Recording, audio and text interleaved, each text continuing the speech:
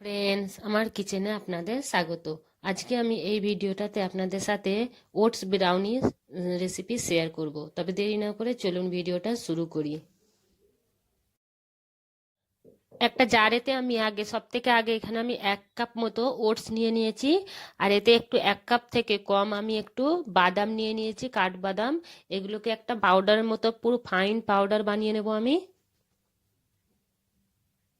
এখানে ওটসটা পুরো পাউডার বেনে গেছে। এবার এতে আমি দিয়ে দেব 1 কাপ মতো গুড়। আর এতে দেবো আমি 1 কাপ মতো পানি ঝরানো টক দই দিয়ে দিচ্ছি। আর এখানে দেবো 1 কাপ থেকে একটু কম দুধ। আর 1 চা চামচ মতো দেশি ঘি দিয়ে দিচ্ছি। আর এখানে হাফ চামচ মতো বেকিং সোডা ব্যবহার করছি, এখানে বেকিং পাউডার নয়, বেকিং সোডা। আর এখানে 1 চামচ মতো কোকো পাউডার দিয়ে এটাকে একটা ভালোভাবে পেস্ট বানিয়ে নেব।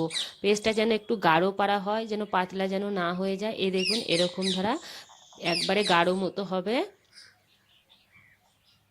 এখানে আমি দুটো স্টিলের বাটি নিয়ে নিয়েছি। আর বাটিগুলোতে একটু দেশি ঘি দিয়ে ভালো করে একটু চারিদিকগুলো লাগিয়ে নেব। দিয়ে এইগুলোর এতে আমি ব্যাটারটা অল্প অল্প করে আগে দিয়ে দেব। দিয়ে এর উপরে আমি একটু একটু করে চকলেটের টুকরো এর উপরে দিয়ে দেব আমি। দিয়ে আবার ব্যাটার দিয়ে এটা ঢেকে দেব।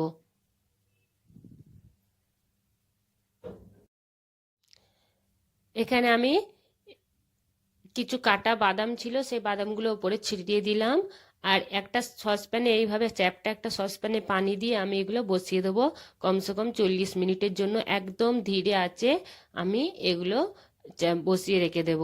আর এ দেখুন, 40 মিনিট পরে এইভাবে কাঁটা চামচ দিয়ে দেখতে হবে যে ভেতরটা কাঁচা তো নাই, সেই কারণে এইভাবে চামচ ঢুকিয়ে দেখতে হবে। দেখুন একদম বেরিয়ে আসছে, একদম পরিষ্কার, এর মানে কাঁচা নাই। আমাদের ব্রাউনিস একদম রেডি হয়ে গেছে। যদি ভিডিওটা ভালো লেগে থাকে তাহলে লাইক, কমেন্ট, শেয়ার আর সাবস্ক্রাইব করতে মোটেও ভুলবেন না। ভিডিওটা দেখার জন্য অনেক অনেক ধন্যবাদ।